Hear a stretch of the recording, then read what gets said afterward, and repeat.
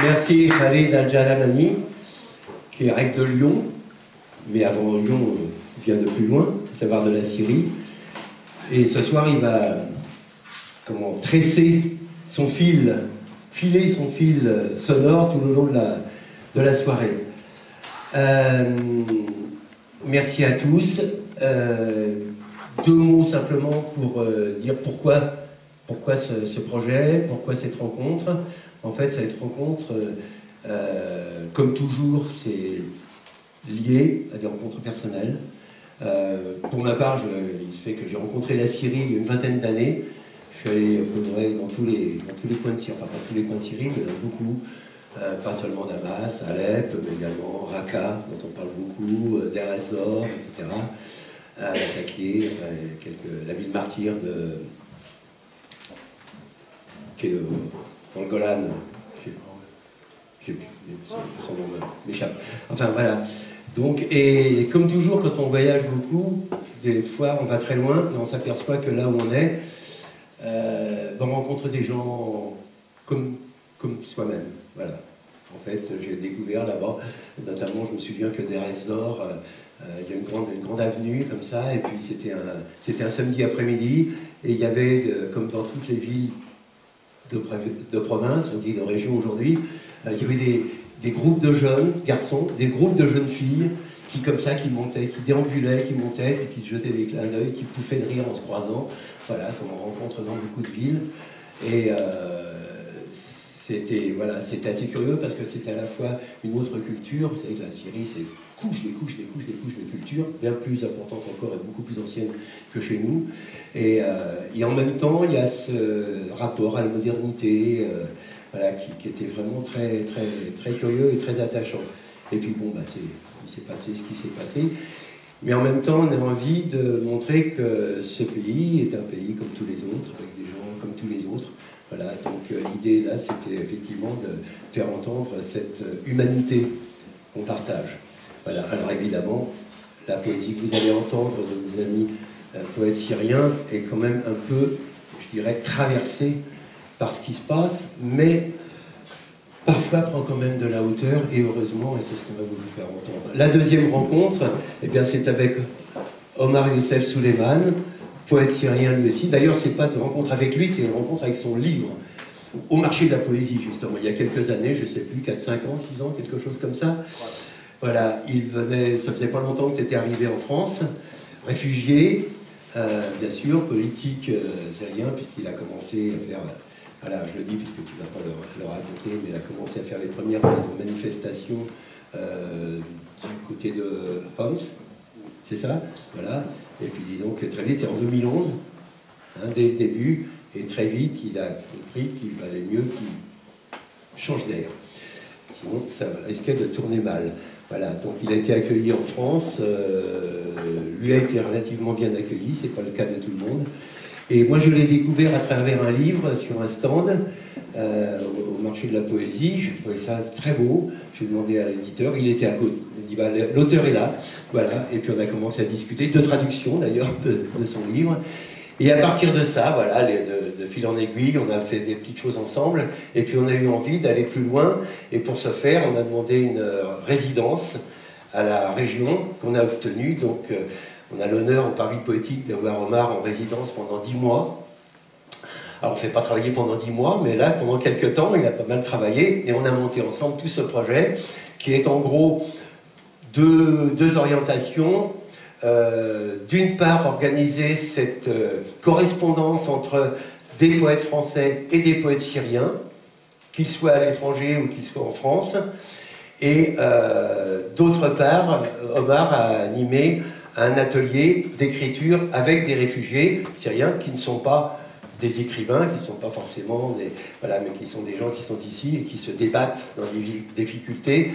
Voilà. Donc on va revenir tout à l'heure sur les correspondances, mais peut-être Omar, si tu peux maintenant présenter un petit peu comment s'est passé l'atelier. On va vous lire 2 textes issus de cet atelier, un d'une femme, un d'un homme, qui seront lus, les traductions par Benjamin et par Kimène. Et voilà, on commencera par ces 2 textes. Mais tu nous expliques un peu comment ça s'est passé? En fait, l'idée c'était très simple. Des réfugiés syriens qui vivent à Paris. Ils ont envie d'écrire des textes, même s'ils sont des écrivains. On connaissait très bien les gens qui ont vécu la guerre, ils ont quelque chose pour les dire. Ces gens-là, en fait, on a regroupé ici dans une librairie au 18e. Oui, la régulière, hein, c'est important, voilà. Qui nous a prêté ses locaux. Nous a très bien accueillis, on était 6 personnes et on a travaillé pendant, en fait, c'était le mois de février 2017. On a proposé à la base plein d'idées. Chacun, en fait, il a son histoire, sa personnalité, parce qu'en fait, personnellement, j'ai essayé d'accueillir des gens de plusieurs régions syriennes, de plusieurs villes, plusieurs générations, on peut dire. Chacun il a son propre histoire, comment il est sorti de la Syrie, comment il est arrivé en France, qu'est-ce qu'il fait ici, qu'est-ce qu'il a vécu là-bas, mais pas par une façon directe, parce qu'on voit, il y a beaucoup de témoignages autour toutes les guerres, toujours, mais je voudrais que chacun il présente son histoire de son côté, par son propre contexte. Alors qu'est-ce qu'on va écouter là tout de suite? C'est un fruit, on peut dire, de cet atelier. C'est 2 textes d'Almar Tajazi. Il est syrien, il est arrivé un petit peu avant la guerre. Et un texte de Hossein qui est sorti il y a juste un an de la Syrie. Et il vit aujourd'hui, il a vécu à Paris, après il a déménagé, il vit aujourd'hui à Bordeaux. On va trouver qu'il y a 2 styles d'écriture. Et bien sûr, l'atelier n'a pas encore fini, on peut dire, on va continuer. Pour finalement, soit on va créer un spectacle juste pour cet atelier, pour ces textes, et soit on va imprimer un livre pour eux. Voilà. Voilà, mais tu disais combien c'était assez difficile pour eux d'avoir un suivi dans cet atelier, parce qu'ils sont pris dans des difficultés administratives qui leur prennent la tête. Parce que normalement, en fait, je voudrais dire, le mot réfugié, c'est pas... On peut imaginer que quelqu'un, il est un peu cerclé dans ce pays. Il peut venir, il est disponible tout le temps, mais c'est pas vrai du tout. Personnellement, je me rappelle dès que je suis arrivé à Paris, j'avais plein de soucis dans ma tête, j'arrive même pas à sortir de la maison toujours. J'avais plein de versions. On connaissait très très bien le problème des papiers d'administration en France parce qu'on a la vie de l'administration française vraiment très très simple et très facile. Spécialement pour quelqu'un réfugié, il ne connaissait pas bien déjà la langue française, donc il passe toute sa vie, toute sa journée avec des rendez-vous à l'OFPRA et la préfecture et la cave, machin. Donc ces garçons et ces filles, ils n'étaient pas disponibles tout le temps quand même. Donc c'est ça la difficulté, on n'était pas toujours ensemble. Mais finalement, on a réussi, grâce de la technologie, on a réussi de contacter et recontacter pour créer ces textes. Voilà, donc on va lire ces traductions. La traduction de la... Ils ont écrit les deux textes en arabe. Et donc la première on l'a traduit en français. Alors le premier... c'est pour... Je préfère que tu prononces les noms parce que... C'est Hussein Al-Rajar. En fait, il a déjà vécu là, ici, au 18e. Et voilà, il est réfugié syrien, politique. Et voilà, on va écouter son texte en français. Donc là, c'est Barthélemy. Tu vas nous le lire en français.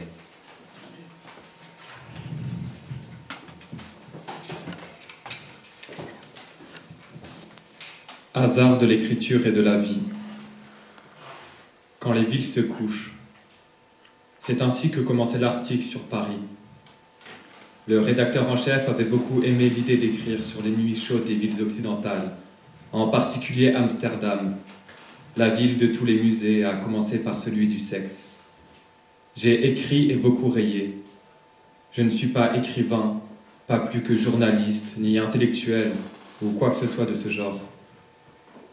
Sans la Révolution, nous n'aurions rien su de cet immense rassemblement d'intellectuels, formant toute une armée d'écrivains, d'artistes, de chercheurs et de penseurs.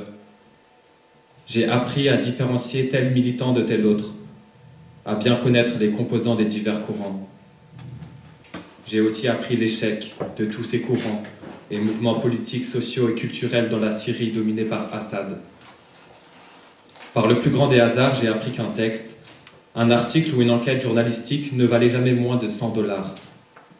L'idée s'est imposée à moi qui a fui la mort, ne supportant plus de vivre à ses côtés. J'ai tenté de changer ce titre plusieurs fois, hésitant entre « La ville qui t'occupe » ou « La ville mémoire », titre usé et sans saveur. De nombreuses phrases, des noms et des villes me sont venus à l'esprit et sont repartis.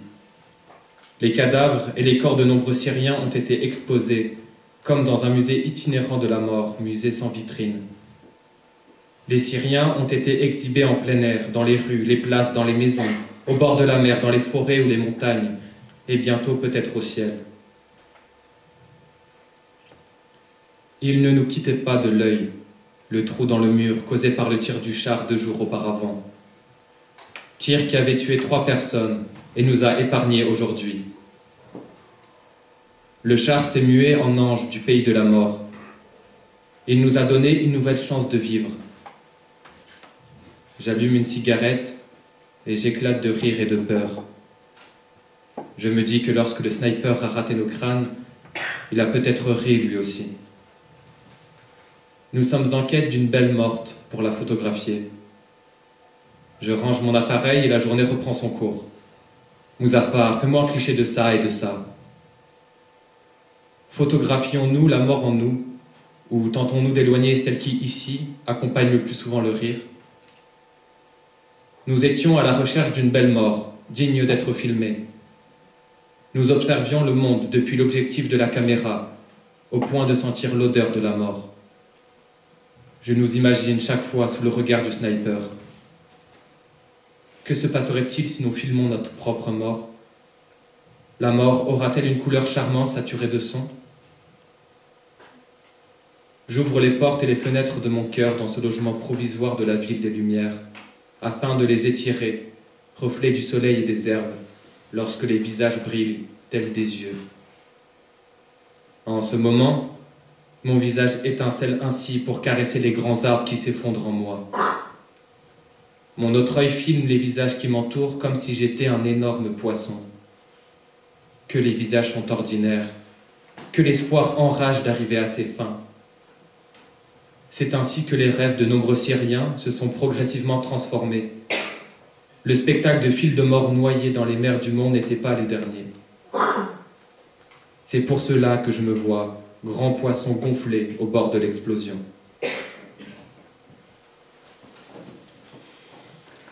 Le texte suivant est écrit par une journaliste, je crois. Elle s'appelle Anne-Marie Jazy. Elle travaille comme une journaliste à Paris. Elle a jamais écrit avant un texte littéraire.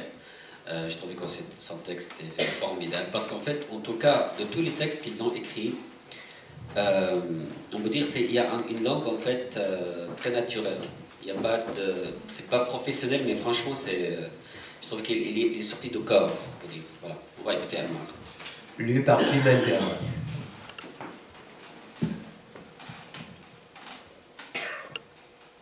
Le monologue dépouillé.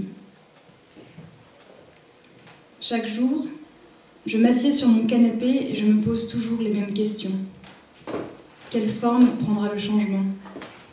Comment en finir avec l'ennui et l'impuissance? Une vie belle, heureuse, est-elle possible? Je suis à la recherche de la joie depuis des années. Je poursuis la joie et la puissance depuis si longtemps que je ne me souviens pas des débuts. Mais je me souviens de l'été 2013. C'était une bien belle saison. Mon petit ami, mon compagnon dans la vie, m'ennuyait. Nous étions devenus étrangers l'un à l'autre. Bachar al-Assad a utilisé des armes chimiques dans les environs de Damas et la tragédie a commencé. Ligne rouge, hystérie syrienne à Paris, hystérie à Damas, chez moi.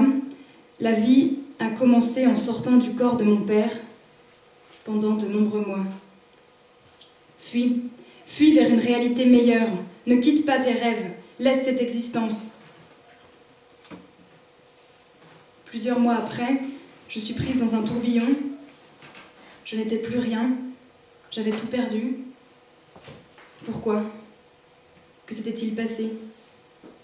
L'impuissance domine tout. Pendant des années, j'ai tenté de ne pas le voir. Lorsque j'ai vu la première manifestation à Damas, celle de Harika, l'Égypte était en ébullition, la joie et l'enthousiasme m'enflammaient. À Paris, j'ai fait la connaissance de quelques Syriens. Nous nous rapprochions les uns des autres, baissions la voix, et la Syrie. Allons-nous aussi nous soulever? Je suis à Paris et ne sais ni ne peux savoir si j'éprouvais ces sentiments à Damas. Manifestation à Damas, rapidement dispersée. Manifestation à Dara, non, des morts, vite, je ne crois pas, je ne veux pas regarder la vidéo. Oui, parlons du noir, il est à mes dents.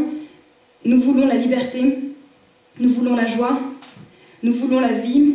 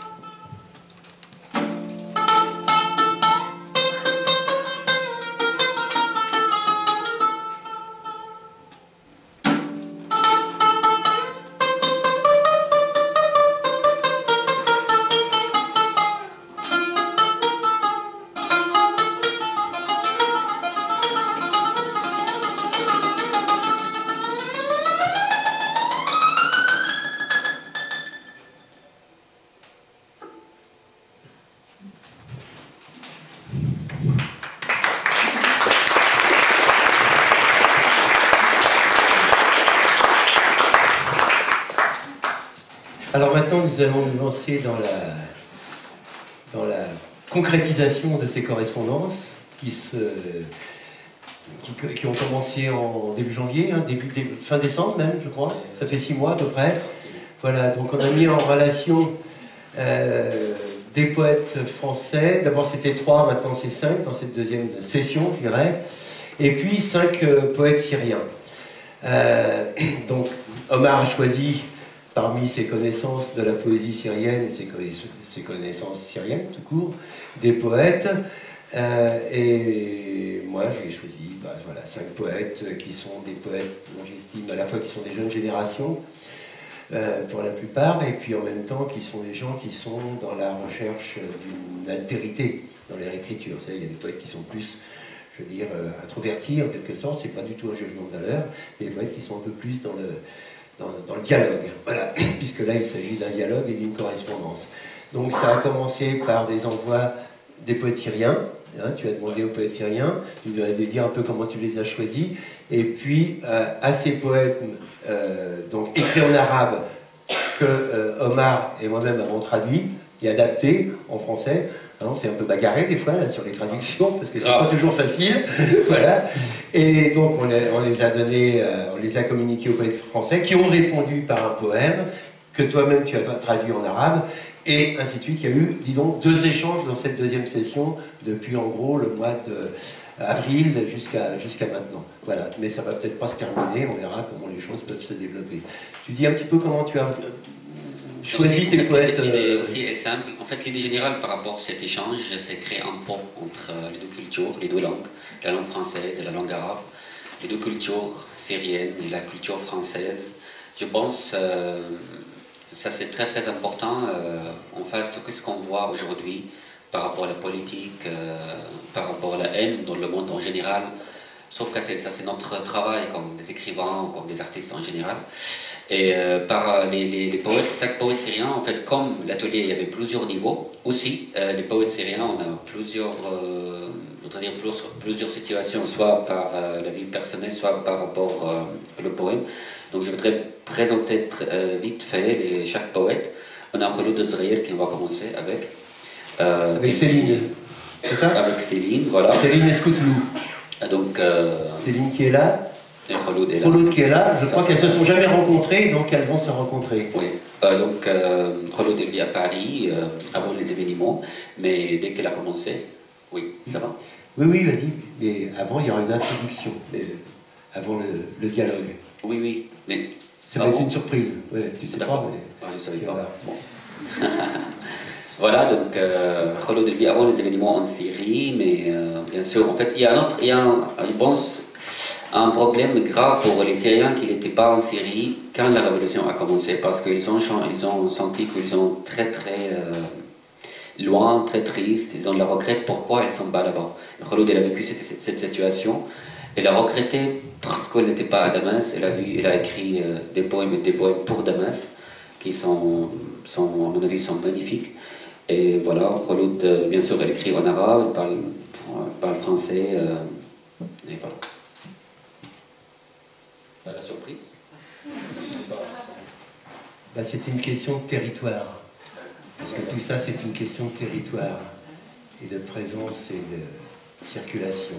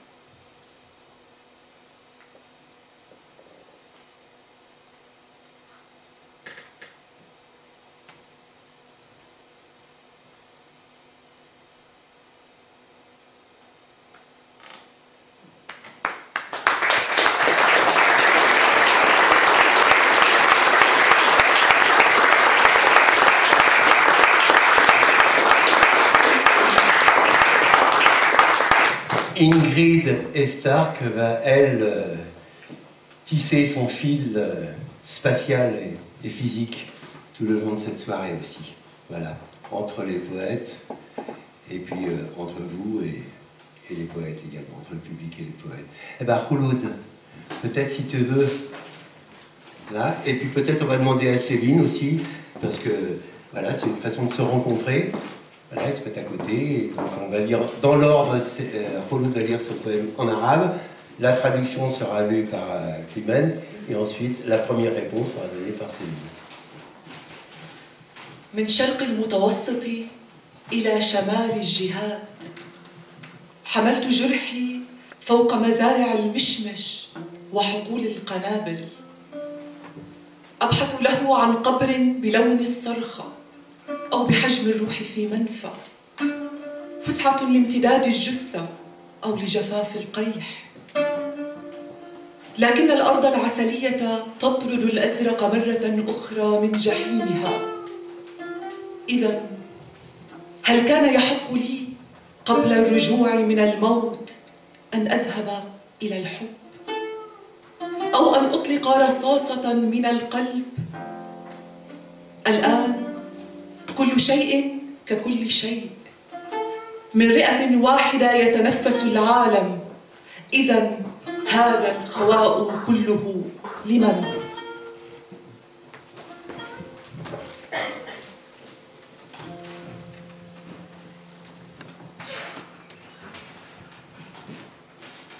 De l'est de la Méditerranée jusque vers le nord, j'ai porté ma blessure au-dessus des champs d'abricotiers et des champs de bombes. En quête d'une tombe pour lui, de la couleur d'un cri, de la taille d'une âme quelque part en exil.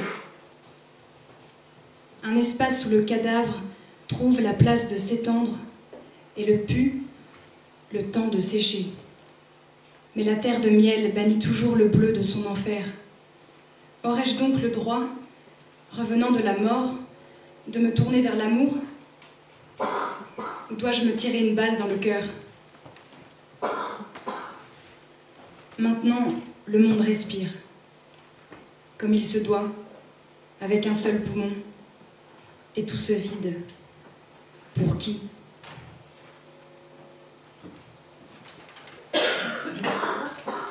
J'ai le pied vague. La tête peut-être aussi. Je passe entre mes os, je glisse entre mes peaux, mes cartilages.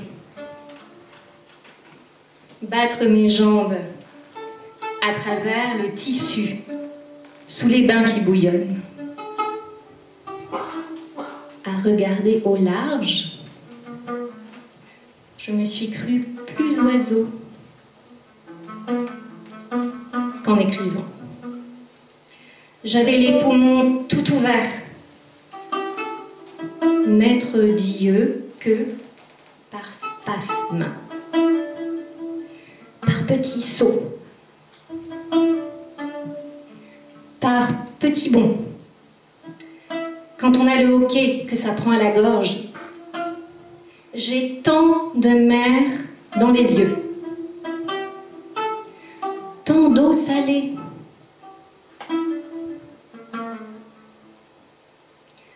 Pourtant, la plante acide, sèche et austère.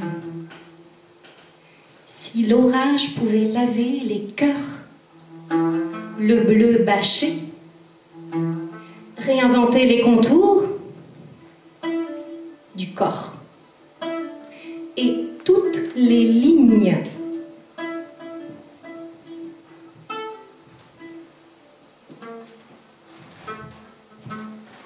تحاصرني يا زهر الريح بالشوك بالندى برائحة اليباس تحاصرني يا موج الوقت بذاكرة الرماد بمستقبل الدخان بلحظة الحديد تحاصرني يا ثلج الأرض بالرؤوس بالأجساد وباحتمالات النهر يحاصرني انخفاض السماء الأرض المقبرة الجهات الموحدة والريح المبعثرة ثقل الزمان وخفة الأمكنة سلاحف الحقل نمل الرغبة دوار البراري جسد الحجر والكلمات العرجاء فقر الجواب وخشب السؤال هشة الظل ظل البشر وكينونة الأشياء يحاصرني جلدي دمي وهيكلي العظمي أين الفضاء؟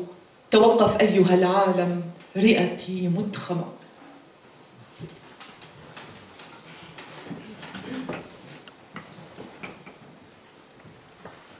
Vous me cernez, ô vous fleurs du vent, de ronces, de rosée, des senteurs de sécheresse. Vous me cernez, ô vous vagues du temps, de mémoire de cendres, de futur de fumée, de cet instant de fer. Tu me cernes, ô neige de la terre, de tête, de corps, et possible du fleuve. Me cerne la chute du ciel, la terre sépulture, les pôles réunis et la tempête éparpillée, la pesanteur du temps et la légèreté des lieux, les tortues du champ, les fourmis du désir, les moineaux des prairies, le corps de la pierre, les mots boiteux, la pauvreté de la réponse, le bois de la question, le salut de l'ombre, l'ombre des humains et l'entité des choses me cernent, ma peau, mon sang et mon squelette. Où l'espace arrête au monde, mes poumons n'en peuvent plus. En plâtre, qui ramollissent à la chaleur et qui collent sur la peau. D'herbe et de cire ne suffisent pas, bien sûr. Pourtant, on a demandé aux sauniers de récolter tous les sels possibles, et plus encore. Et toutes les petites fleurs en grappes serrées du térébinthe. On les a serrées, ne suffisent pas. Et ces petits fruits qui passent du blanc au rose, au rouge, au brun, ne suffisent pas.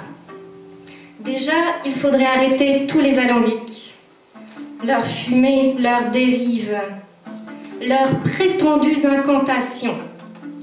Mais il y a les petites phrases qui font toc-toc à la fenêtre. Il reste ce trou dans le ciel, ce passage.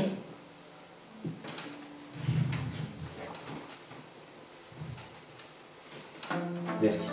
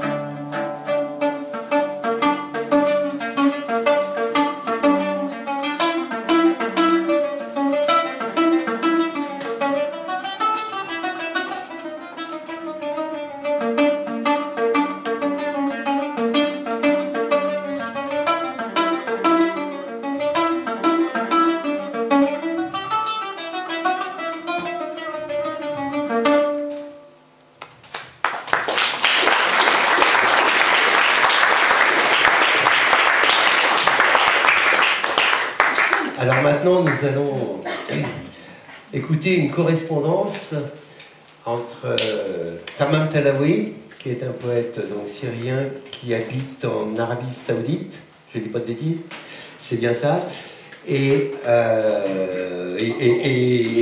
pardon, François Borne, voilà, qui est là. Tamam, bien sûr, n'est pas là, on n'avait pas eu les moyens. On a demandé au marché de la poésie, mais on n'a pas pu lui payer un billet d'avion de l'Arabie Saoudite. Mais Omar va lire son texte, son premier poème en arabe, et le deuxième, on l'entendra lui-même, puisqu'il a envoyé un enregistrement. Tu nous dis quelques mots peut-être de Tamam?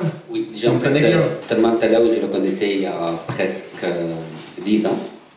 Il y a un ami, je l'ai rencontré en Syrie bien sûr, et à la base on a rencontré grâce de la poésie, on est devenus des amis. Il y avait toujours en fait en Syrie par rapport à la vie poétique, je peux dire, il y avait toujours cet échange entre les poètes parce qu'on se voit régulièrement, souvent.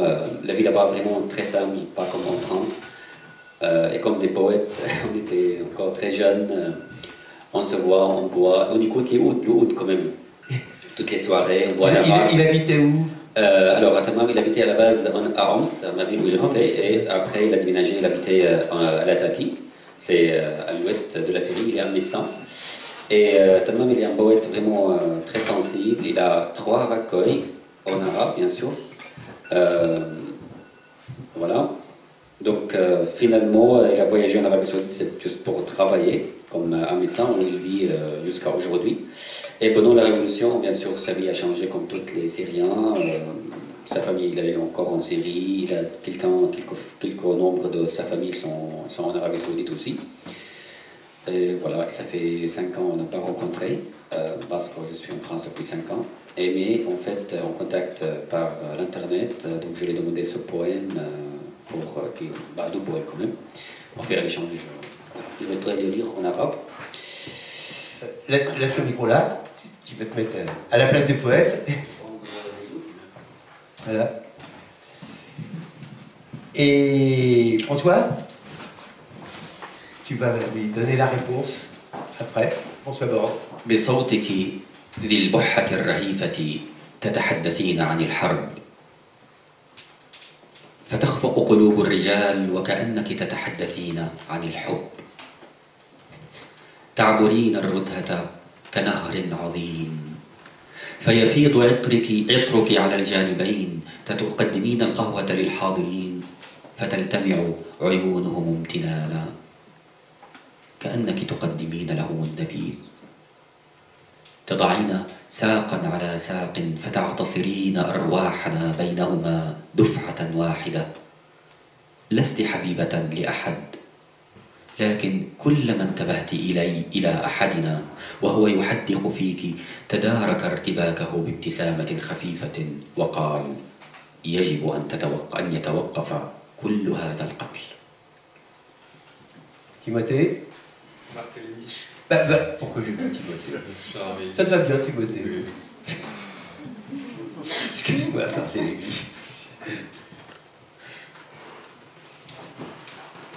Tu parles de la guerre d'une voix charmante. Battent les cœurs des hommes comme si tu parlais d'amour. Tu traverses le couloir comme une grande rivière. Ton parfum submerge les 2 rives. Tu apportes du café aux visiteurs. Leurs yeux scintillent comme si c'était du vin. Tu croises les jambes et nos âmes se pressent dans un seul corps. Tu n'es l'amoureuse d'aucun d'entre nous.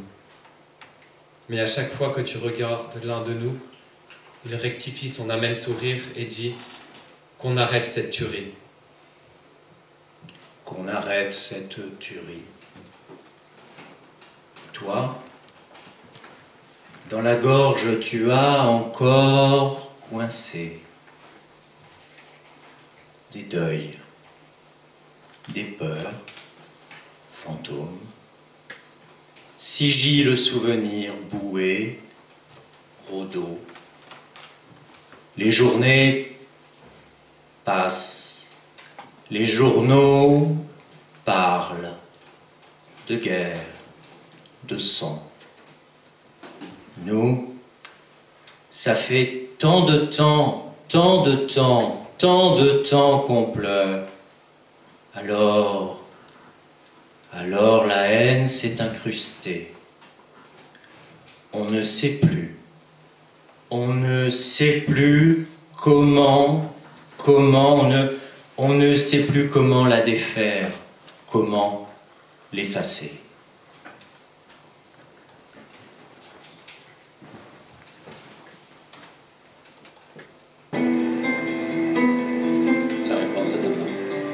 La réponse de Tamam d'Arabie Saoudite.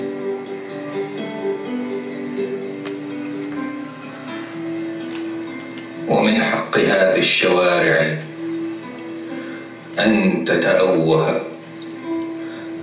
حين تمرين بالحي يا امرأة ال40.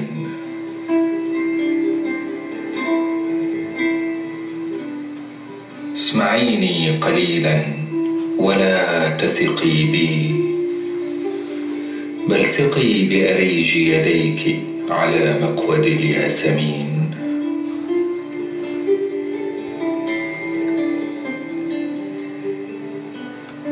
خذيني إلى البحر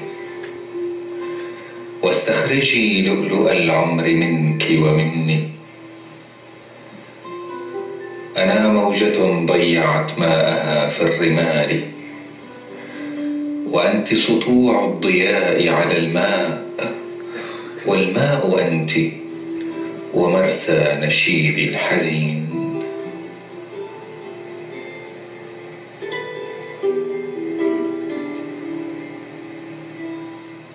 وإن شئت أن ترجعيني إلى البيت فلترجعيني، ولكن على مهل، فالطريق إلى الليل مزدحم بالنجوم، وقلبي مزدحم بالحنين.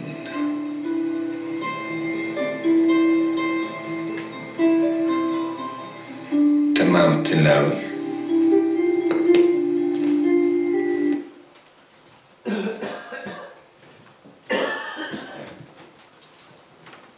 Les rues peuvent se lamenter quand tu traverses le quartier, ô femme de 40 ans. Écoute-moi un peu. Et si tu n'as pas confiance, aie confiance dans le parfum de tes mains sur le volant du jasmin. Mène-moi à la mer. Extrais la perle de vie qui est en moi, qui est en toi. Je suis une vague qui se perd dans le sable. Tu es la lumière sur l'eau, et tu es l'eau et la mare de ma triste chanson. Si tu veux me ramener à la maison, tu le peux, mais en douceur. Le chemin qui mène à la nuit est plein d'étoiles, et mon cœur plein de nostalgie. Nostalgie pour Djibril. Il regarde par la fenêtre. Il a rien. Il est rien.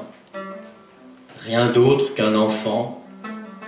Un enfant perdu dans la ville. Il regarde par la fenêtre et par la fenêtre il peut voir une cour d'école, un nuage, une voiture, un avion, l'épicerie pakistanaise où il achète ses canettes, ses jus de fruits et ses gâteaux qui sont souvent son seul repas. Il regarde par la fenêtre, il voit passer une fillette qui lui rappelle les gamines de son village. Là-bas, ça fait 6 ans sans pluie, on a faim là-bas, hein, oh, on a un robinet pour tout le monde, on a faim là-bas, hein, on a... Mais oui, moi je te dis oui. Oui, c'est comme ça que ça se passe. Et puis il se tait. Il se renferme. Il regarde par la fenêtre. La chambre de son hôtel est sans étoiles et sans lumière. À côté, un couple s'engueule. Pas moyen d'être un peu seul, d'être un peu tout seul, avec sa détresse, avec sa nostalgie. Alors, pour oublier le bruit des voisins et celui des klaxons, des autos dehors. Il regarde par la fenêtre, monter peu à peu la nuit. Il n'a rien. Il n'est rien d'autre qu'un enfant, un enfant perdu dans la ville qui regarde par la fenêtre en pleurant. Le jour, pleurer, il ne peut pas. Non mais ça va pas la tête ou quoi? Pleurer le jour. Alors il attend la fin du jour, le soir, la nuit, le silence.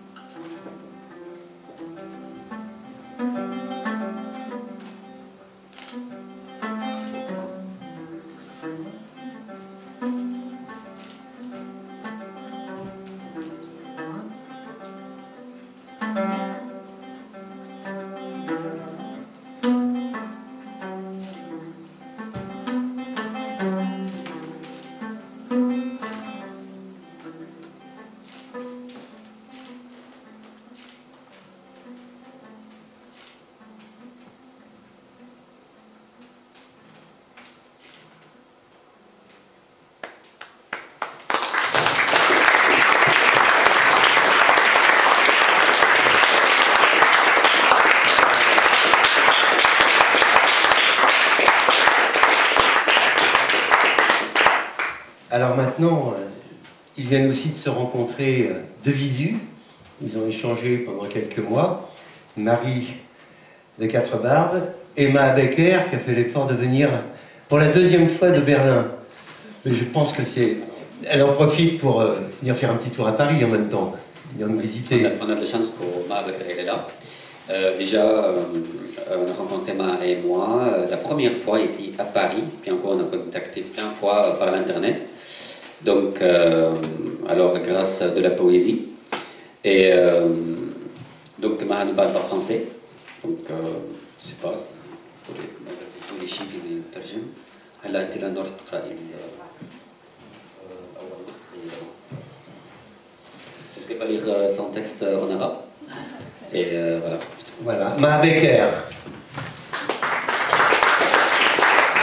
Je parle allemand. Quelqu'un parle allemand. Et Marie de Quatre-Barbes. Je vais tenir compagnie et lui répondre. إلى المعتقلين والمعتقلات إلى رنا زيد أيضا ومساء الفل لكم. C'est pour tous les prisonniers, les prisonniers des femmes et des hommes. تجمعي له الأزهار بهذه الكثرة يا ماريا، ولا تقفي له تحت الشمس طيلة الليل هكذا. لا تطلبي منه أن يعطيك كنزته البنفسجية الغامقة مرة أخرى، فلربما خف رصيدها من الطيور التي تنام أثناء الغناء. ولا تلبسي أجنحة ثقيلة مخافة أن يسقط النهر من يدك وينكسر. ولا تزرعي له الأشجار في طريقه من الآن وصاعدا هكذا. وإن أحبك فإنه لن يحتاج إلى كل ذلك يا ماريا. Ben.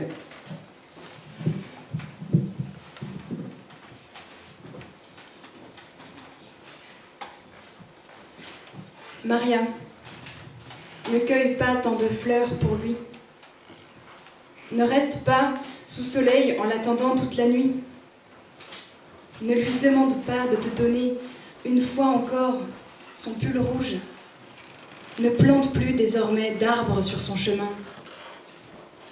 Maria, s'il t'aime, il n'a pas besoin de tout ça. Marie, de Catradar. Alors, Maria, Marie. Voilà, c'était marrant parce que... C'était pas la même longueur, j'ai l'impression. Non, pas du tout en fait. Non, c'est parce que c'est marrant parce que Maa déjà, il ne savait pas avec qui faire les chants poétiques. Mais il a envoyé un poème, il commence par Maria, et puis je l'ai envoyé à Marie. Et en fait, normalement, la réponse de Marie, la première réponse, c'était, j'ai pas réussi de le traduire en arabe. Donc, qu'est-ce que je devais faire? C'était vraiment un problème parce que la traduction, c'était... On connaît bien en fait la traduction de la poésie vraiment déjà difficile, et pas tous les poèmes on peut les traduire. Donc, on a redemandé un poème de Marie. Et je ne sais pas ce qui s'est passé après, elle m'a raconté tout à l'heure un truc marrant. Et elle a accepté de renvoyer effectivement un nouveau poème, oui, traductible. Oui, elle a écrit un nouveau poème pour répondre à... Donc ça veut dire que c'était pas prêt déjà le poème, parce que normalement souvent les poètes répondent par des poèmes qui sont déjà prêts, ou des critiques, etc. Mais Marie elle a écrit ce poème juste pour l'échange. Je trouve que c'est extraordinaire quand même. Ça t'a pas vexé, Marie? Non, absolument pas. Monte un peu le micro. Oui, j'ai trouvé ça passionnant. Donc j'aimerais beaucoup qu'on discute de cette question de l'intraductibilité des poèmes. Et affaire à suivre. Voilà, affaire à suivre. Donc tu vas nous lire le deuxième poème que tu vas nous envoyer, le plan B. C'est ça.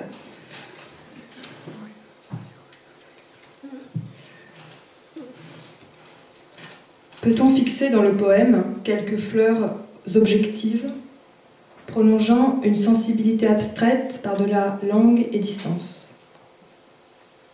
Dans le poème Herbier, les pétales pressés d'une rose autrefois rose se sont figés et ressemblent aux ailes suspendues d'un insecte. Si le rose passe, la fleur périt et son tombeau est le berceau de l'arbre. Quel procédé donne à la fleur le dur désir de durer, sinon celui qui la transforme radicalement? Bleu de Prusse ou cyan, ce sont les algues d'Anna Atkins, botaniste et photographe attelée toute sa vie à la réalisation d'un seul livre. Le procès poétique est une hybridation, forme qui refuse de faner, organe qui s'autoféconde, archive ouverte d'un présent, reconfigurant nos sensations passées. Je pense que ça n'a pas dû être facile à traduire quand même. Pas du tout. C'est bien ce qui me semblait. Alors la réponse d'Omar. في عيد ميلادك أرتدي فستانا شفافا لترى حشود النساء اللواتي يهتفن لحريتي منك. أحمل مظلة حمراء وسلما موسيقيا على ظهري، أعقد شعري الكستنائي إلى الخلف جهة أصابع القناص في الرواية، أرد تحية بائع الخضار بعناق لافت، أنظف حتى الشارع الذي ستتنزه فيه الحرب، وأدفع ديون جارتي التي كانت تنقل أخباري إليك.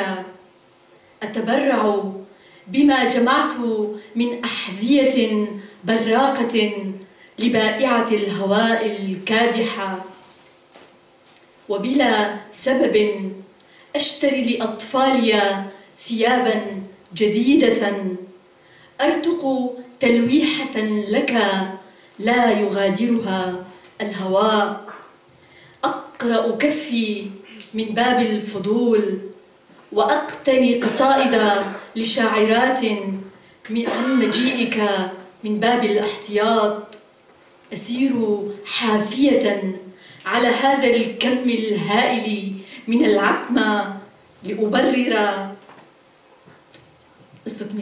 أسير حافية على العتمة لأجد مبررا لإشعال هذا الكم الهائل من الشموع. أغني ودون أن أحدث كسورا في عيني زوجي، أمد لساني للخيانة وأقضم أصابع قدميك من الفرح. ميرسي.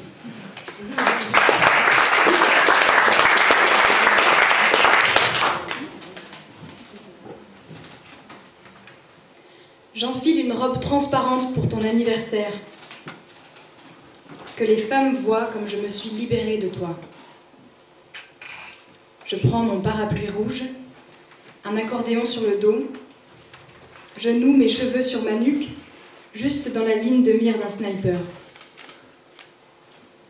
Une longue accolade en réponse au salut du marchand de légumes, au balayeur des rues où la guerre se promène.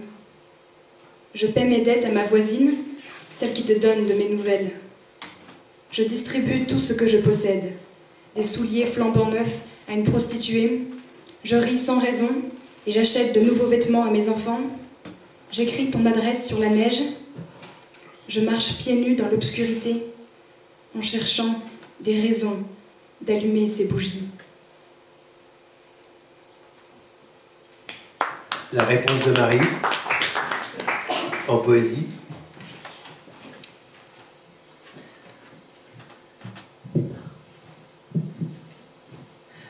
Je pose devant vous une phrase prélevée sur le bureau d'un autre.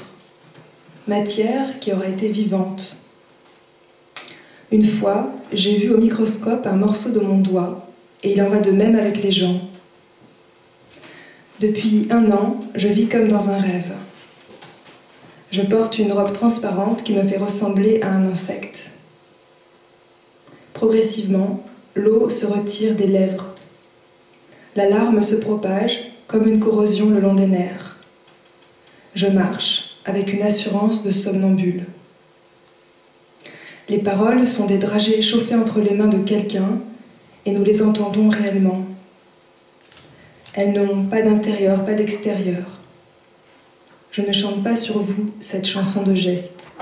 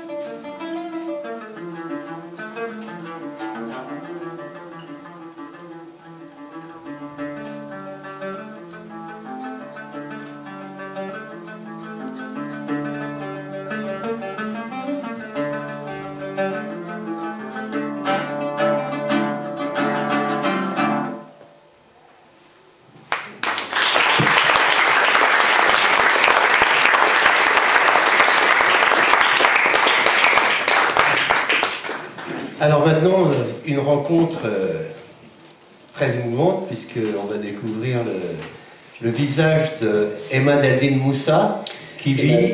C'est un poète syrien qui vit aujourd'hui en Syrie, dans une petite ville qui s'appelle Afrin, à côté d'Alep. Et il nous a envoyé une vidéo. Déjà, Emad, en fait, on se connaît depuis encore aussi 10 ans. On a rencontré en Syrie. Il est toujours, en fait, il est un poète kurde. Afrin, c'est une ville dans le nord de la Syrie. Et il nous a envoyé plusieurs poèmes et fait un échange avec le poète Guillaume Decour, qui est là. Voilà. Voilà. Alors on va le découvrir et il nous envoie une vidéo. Est-ce que tu as une idée de où ça a été pris là? Parce que en fait, c'est la campagne. C'est la campagne de Efrin, par où il vit toujours.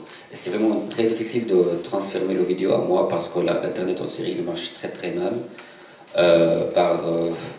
Bien sûr ça dépend de la ville, mais à Efrin il marche très mal. Pour envoyer une vidéo c'était pas facile du tout. Il a envoyé plusieurs fois.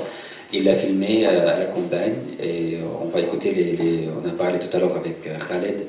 C'est vraiment la voix des oiseaux autour de lui. C'était complètement nature. Pour moi, j'ai trouvé que c'était vraiment un montage, mais c'était pas un montage de tout. Et pour Khaled, c'était peut-être qu'il faut dire qu'est-ce qu'il a senti. Vraiment, c'est très intéressant. C'est même parce que j'ai entendu une expérience d'un ingénieur de son. Elle a montré des oiseaux, des chants d'oiseaux à côté de la campagne et tout ça. Et tant qu'elle approche à Paris, par exemple, les oiseaux ils deviennent plus, ils chantent plus fort, plus agressifs. Et là, j'ai remarqué qu'ils chantent, mais ils chantent très très agressif, quoi. On dit elle attend tout le temps les armes et tout ça, donc elles sont vraiment influencées par ça. Vous allez remarquer ça maintenant.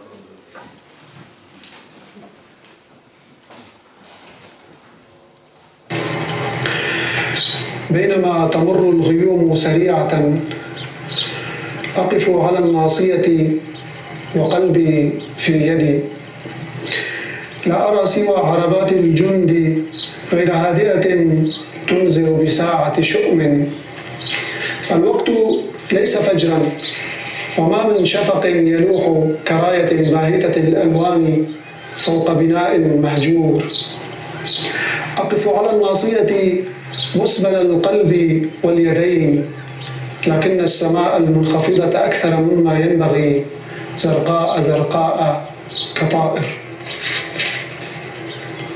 طائر ما أخطأ الطريق إلى هذه المدينة الميتة المدينة التي تلفظ أبنائها قبل أنفاسها بينما الطائر يغرد منفردا أنشودة أخيرة. Pour ce poème, en fait, il y a un truc aussi marrant parce qu'on déjà parle des oiseaux dans le poème. Et pour moi-même, en fait, c'est marrant aussi parce qu'à la base, avant la guerre en Syrie, il y a 10 ans, on avait plein de projets culturels ensemble, Emad, et avec plusieurs groupes. Emad, il avait un rêve qu'il fait une magazine poétique. Et finalement, il a réussi de faire cette magazine qui s'appelle Ababil. Jusqu'à aujourd'hui, il sort par l'internet, il édite. Et je voudrais dire, à la base, on avait plein de rêves. On était très jeunes, mais on n'a pas réussi de faire qu'est-ce que nous voulons à cause de le régime fasciste.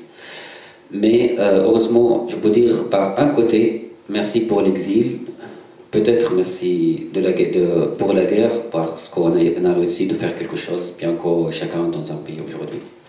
Allez, on va écouter le poème en français. L'oiseau ce matin. 1. Tel un espoir perdu, l'oiseau regarde en arrière des rails. Il avale ce qu'il peut de l'air pur. Le sol est en plastique, l'osier aussi. Dans le jardin tout près, tout est poussière. 2. Mon cœur toujours dans ma main, et mon œil vers l'infini.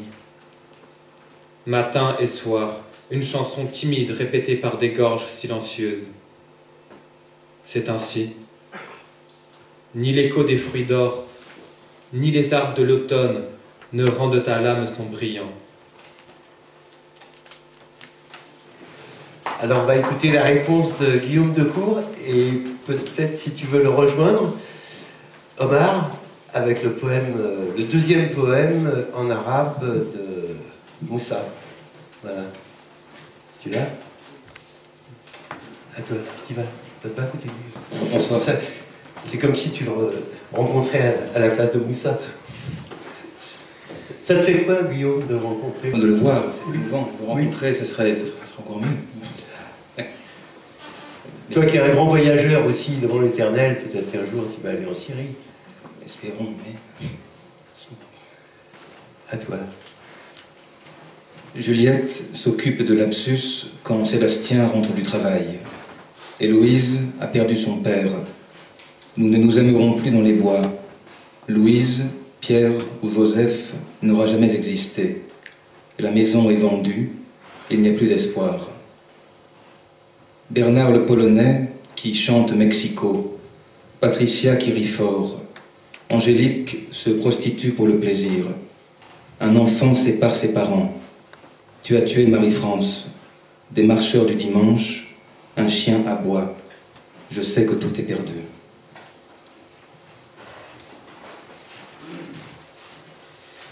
La réponse d'Imad, comment تماما كتغريدة صباحية أو كقبلة خجولة تغني نتفة الثلج في شباط حبها الزائل.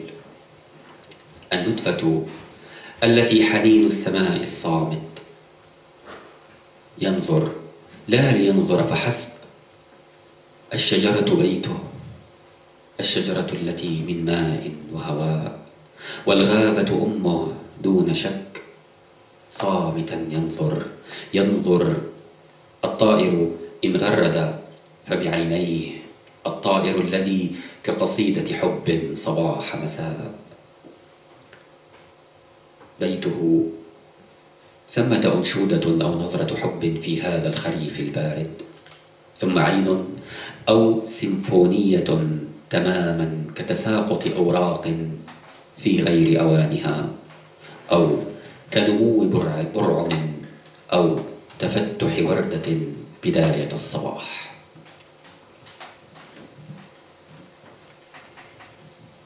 Celui qui chante avec les yeux, comme une chanson de matin, un timide baiser. Le flocon de neige chante en février son amour enfui. En silence, il agrège la nostalgie du ciel. Il regarde, pas seulement pour regarder. L'arbre, c'est sa maison. L'arbre, c'est de l'eau, c'est de l'air. La forêt, c'est sa mère. Aucun doute. Silencieux, il regarde. Celui qui vole, s'il chante, c'est avec les yeux. Il est comme un poème d'amour, au matin ou le soir. Il y a une chanson, un regard amoureux dans cet automne froid. Il y a un œil, une symphonie. On dirait la chute des feuilles dans une autre saison. On dirait l'éclosion d'un chou ou d'une fleur dans le petit matin.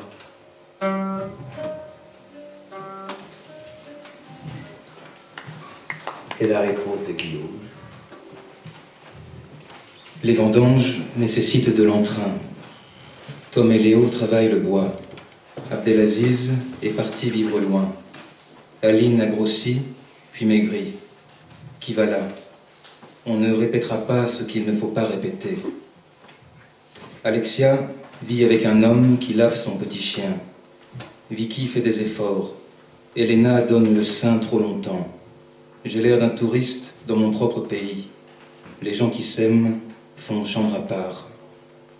Elle enterre son canari dans le jardin. Nous nous demandons s'il faut dire quelques mots. Après 2 semaines, le chat dort avec le chien. Les digitales sont un poison violent. Le pain Douglas est abattu. Du vin chaud sous la neige. Patrick honore Sylviane le dimanche. Les professeurs de piano sont des concertistes ratés. Julien deviendra mathématicien. On joue les scènes d'enfants.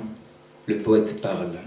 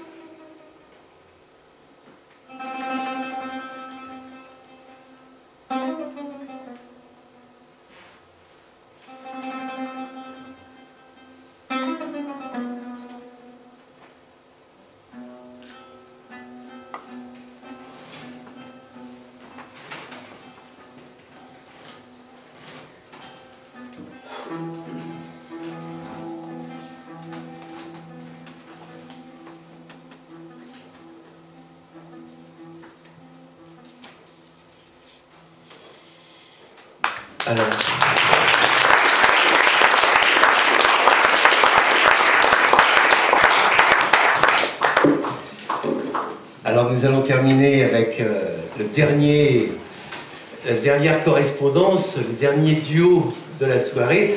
Alors ces deux-là se connaissent quand même, hein. On ne va pas faire comme si vous découvriez, vous ne découvrez pas là. Ça c'est le dernier échange pour ce soir. Voilà. Oui, c'est chaud quand même. Pour ce soir. Pour ce soir, après l'échange, bien sûr, continuera, parce qu'il y a une guerre qui continuera malheureusement. Alors c'est un échange entre Linda Maria Barros et Omar Youssef Suleiman. On finit après, vous êtes libre. C'est la fin. Désolé, hein. Il fait chaud. Alors, معبر من سليم وأضواء البلاد أحجار نرد يا حارس النجوم أنا لم أهاجر تركت ورائي جرح حكاية ووراء ظلي أصابع أطفال مكسرة.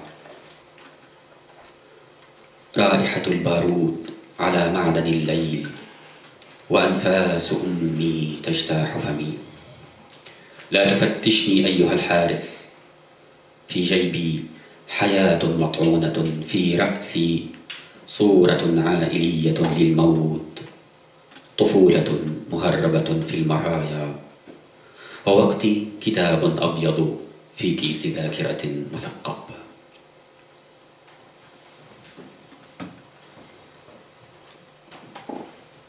La dernière scène. Passage d'une nébuleuse. Chute de la lumière minérale des villes. Ô veilleur des étoiles, je n'ai pas émigré. J'ai laissé derrière moi la blessure du récit, et derrière mon ombre, les doigts brisés de l'enfant révolté. Dans le métal de la nuit, l'odeur de la poudre et le souffle de ma mère ont envahi ma bouche. Ne me fouille pas, veilleur. J'ai dans ma poche une vie poignardée, et dans la tête l'image de la mort des miens, ainsi qu'une enfance en contrebande dans les miroirs. Mes instants sont comme ce livre blanc, au fond d'un sac, d'une mémoire trouée. La réponse de Linda Maria Barros.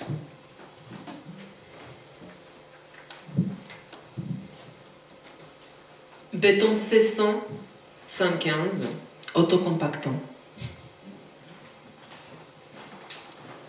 Ce qu'on voit, c'est la ville, sa fosse commune.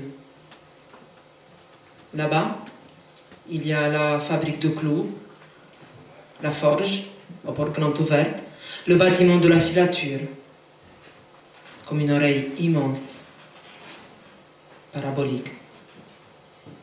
Des toitures et autres baldaquins qui attendent leur proie, des porte-monnaies carnassiers, prêts à écorcher la beauté des mannequins locaux.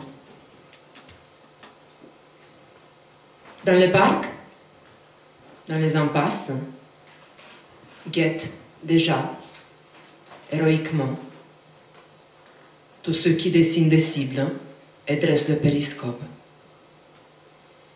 À chaque instant, le slam aboulique perfore le béton, l'âme des fonctionnaires insomniaques qui s'élancent, prennent leur envol vers la décharge publique. Et il y a aussi les pierres tombales que les enfants soulèvent l'après-midi en jouant. Le reste, c'est du béton. Le cimetière vertical, presque propre, des murs. Un ordre militaire, héroïque, lui aussi. Tu passes au long du boulevard, comme parmi des carcasses de porc accrochées dans un énorme congélateur. Le quartier ancien, on ne le regarde pas. Les quartiers anciens sentent mauvais, les murs craquent, les chiens te tapent sur l'épaule. De l'autre côté, l'on entrevoit la crevasse d'un nouveau boulevard, au-dessus duquel bruiront les herbacées des toits. Les aveugles ne se sont pas encore hissés jusqu'en haut. Ils n'ont pas acquis la moindre lumière. Les toits sont déserts, il n'y a guère de passants, presque lunaires. S'érigent là-bas de grandes HLM, leur appareil excréteur, et les immeubles à venir s'appuient contre les trachées de combat, contre les rues à venir. Mais là-bas, la vie nage encore dans ses souterrains. Les bras des grues tournent par-dessus, jusqu'à très tard le soir, à la recherche de l'unité dialectique du ciel et de la terre. Et vers le sud, en planchant, s'élèveront les murs pâteux des lotissements, avec leurs pelouses accouplées les unes aux autres, avec la gonorrhée des piscines, avec les tampons crevés par de longs cris, par les longs cris des femmes attachées au mât des maisons. On construit des murs. C'est une zone où, la nuit, le silence est presque industriel. Seul, le bourdonnement léthargique du béton te rentre dans les os. Comme partout. Du béton C100, 115, autocompactant.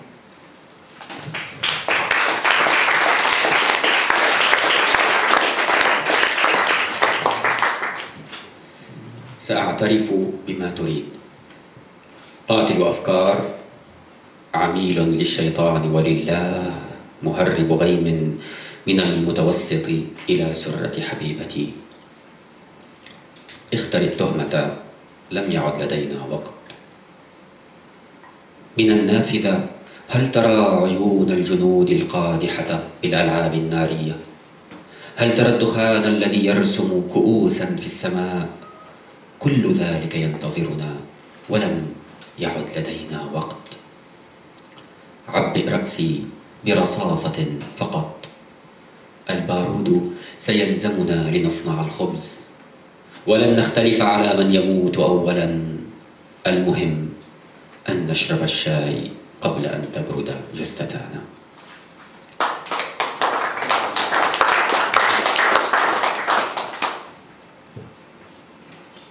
Nous n'avons plus le temps. Oui, j'avouerai tout ce que tu voudras. Je suis l'assassin des idées, un agent du diable ou d'Allah. Un trafiquant de nuages en Méditerranée jusqu'au nombril de ma bien-aimée. Fais ton réquisitoire. Nous n'avons plus le temps. De la fenêtre, vois-tu les yeux des soldats exploser comme des feux d'artifice? Et la fumée qui reste, dessine-t-elle des vers pour trinquer dans le ciel? Oui, tout ceci nous attend. Nous n'avons plus le temps. Remplis ma tête avec quelques balles. Cette poudre nous servira aussi à fabriquer le pain. Et de nous deux, on sait déjà qui mourra le premier. Alors, buvons le thé avant que nos cadavres soient gelés.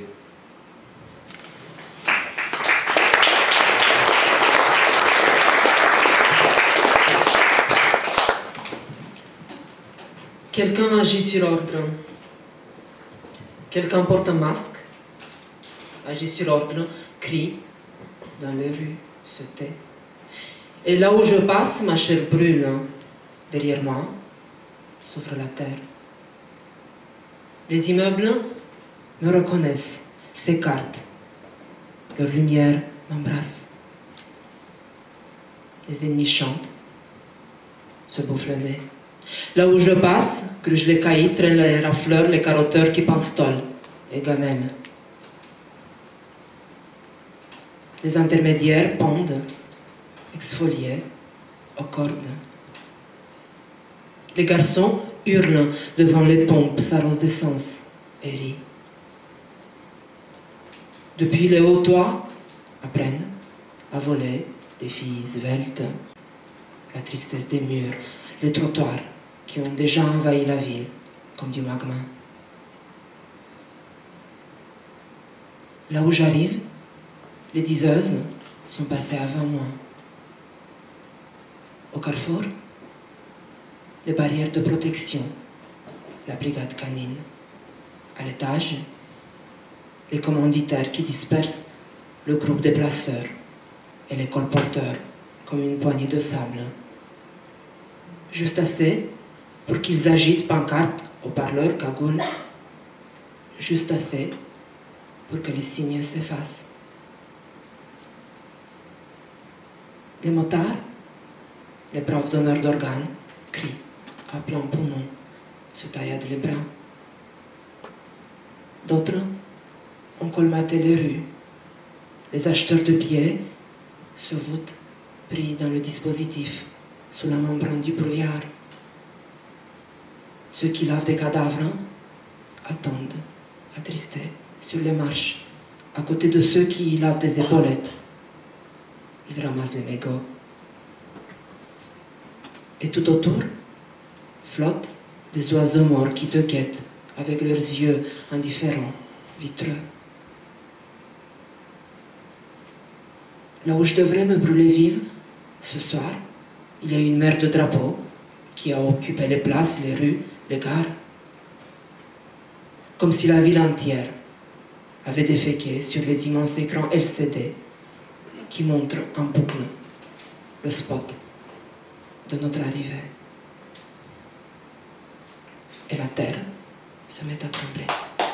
Merci.